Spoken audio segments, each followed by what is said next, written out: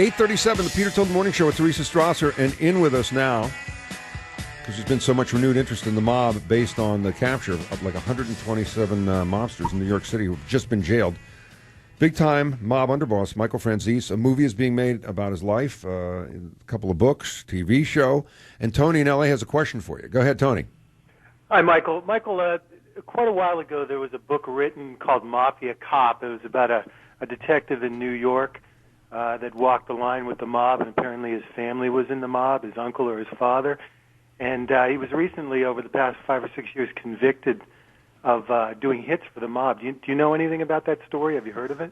Yeah, I do. There was actually, they were called the Mafia Cops. They labeled them. There's actually two fellas that got convicted a couple of years back, and they're on appeal right now. And actually, the fellow that's writing the screenplay and directing my movie believes that he's innocent at Polito and is really working very hard to try to prove that. No kidding. Yeah. Is he innocent, do you think? Well, you know, some of the things were exaggerated. I mean, I heard about these guys way back when. I think I bunked into Polito once or twice. But, you know, I wasn't involved with them personally. But, hey, you know what? Very likely they could be. I mean, these guys got on the wrong side of law enforcement. And how many they took a big cops fall. were on the wrong side of things back in your day?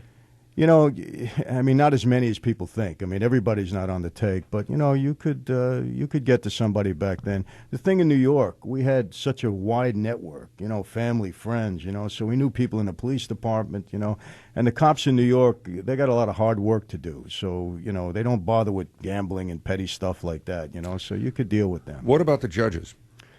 Judges, very difficult, Peter. I mean, once in a while, again, you know, and we're always trying to reach out to a judge or anybody in law enforcement that can help us. How does that we're go? always in trouble. Seems like it could be an awkward conversation with the judge. Not really. I mean, you know how to talk to somebody. You know what makes people move. Is that like dropping an envelope? Oh, look. Yeah, well, sometimes, you know. I sure would like that evidence not to be admitted. Well, it's not like that. I mean, you know, you gotta get to know somebody a little bit, you know, and you have drinks. Yeah, I mean, New York, you know, you can have mobsters sitting at one table, judges and politicians at another. I mean, people mix. So, you know, they're all from the same neighborhood. Yeah, send somebody a drink. You know, you start to talk a little bit. But it doesn't happen often. You don't think judges are paid off? No, not often. So now, what about when we took the break? I said, what about L.A., the L.A. mob? Here you are.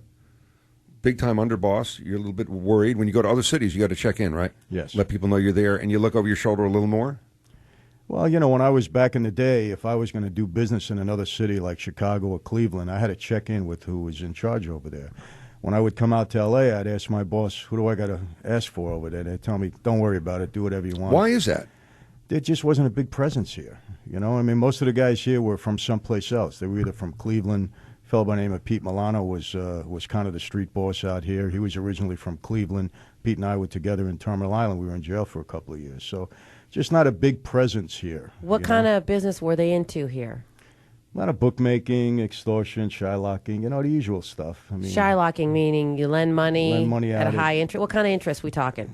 It depends, you know. Could be 5 points a week, could be 10, could be 2. It all depends on the situation and the customer. You know, with the big mob arrest with 127 mobsters now, I just came back to me that you guys also were big time into Medicare fraud, too. The mob did a lot of Medicare fraud. And, you know, you look at the healthcare system now, I'm talking not like, ooh, a crutch, ooh, a wheelchair. I'm talking hundreds and hundreds of millions of dollars scamming the system. Peter, I'm very intimately involved in that because I just filmed a television show for A&E, and we filmed a pilot. It's called Anatomy of the Mob, where we're going to explore different mob groups from all over the world.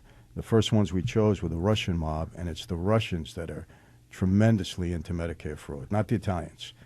And I feel a little bit responsible because when the Russians came here back in the 70s and 80s, I put them in the gas business with me. I taught them how to defraud the government out of tax money, and they took it to a whole nother level with Medicare. I mean, they're into it in a big, big way. So when you're looking, it's funny because we talk about the big topics of the day, the ABC topics, and one of them is healthcare reform, and you go, okay, how are we going to make this work, and is it a mandate? And then you go, wait a minute, but how much of that system is being scammed? So the Russian mafia they are the ones scamming. Big time. But how much might put the number figure on that so people get a sense of it? Last year alone, the Russian mob out of the L.A. area stole over $60 billion from Medicare.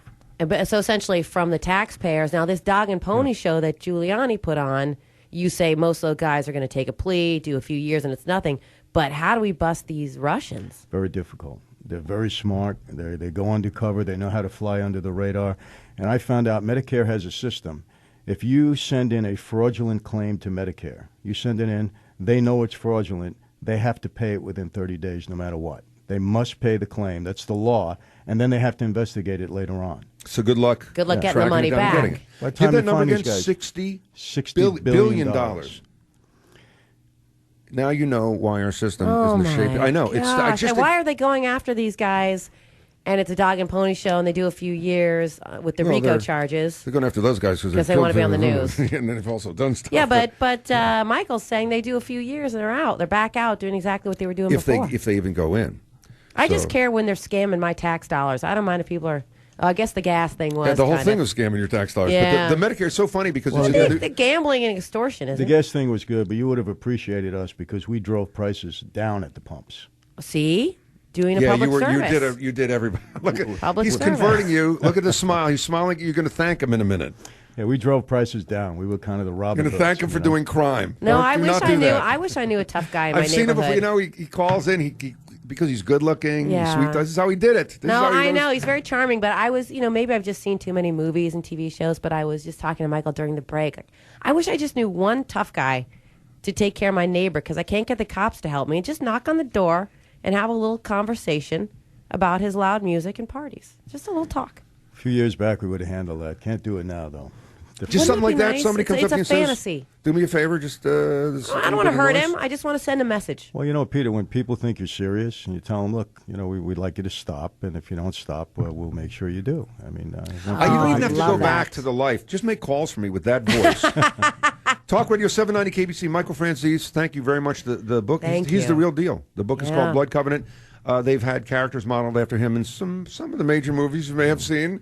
Like maybe Casino, that kind of stuff. He's got a major movie coming out. Oh yeah. Who played you? I'm not going to say. Here you go. Talk Radio 790 KBC coming up. The big stories of the day. Topic A, B, C. You can hang if you want. We'll be right back.